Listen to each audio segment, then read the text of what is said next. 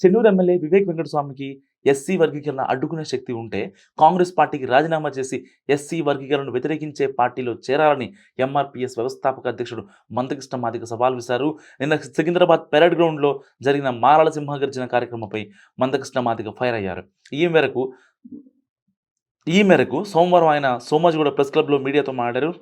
SC వర్గీకరణకు అడ్డుపడేది మాలల్లో ఉండే కొందరు స్వార్థపరులను విమర్శించారు ఆయన. అయితే ఆ స్వార్థపరులే మానవ మనువాదులు. ఆ స్వార్థపరులే మనువాదులని మందకృష్ణ మాదిగ మండిపడ్డారు.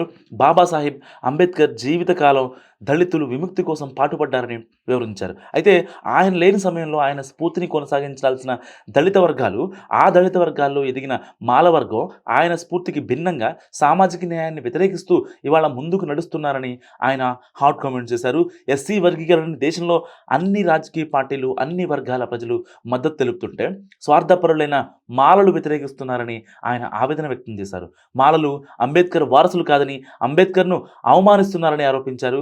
మానవాదుల సంఖ్య మాలల్లో పెరిగిందన్నారు. దళితుల్లో ఎదిగిన వర్గం మిగిలిన వర్గాల హక్కులను హరించడానికి కుట్రలు చేస్తున్నప్పుడు వారు అంబేద్కర్ వ్యతిరేకులేనని మందకృష్ణ మాదిగ స్టేట్మెంట్ ఇచ్చారు.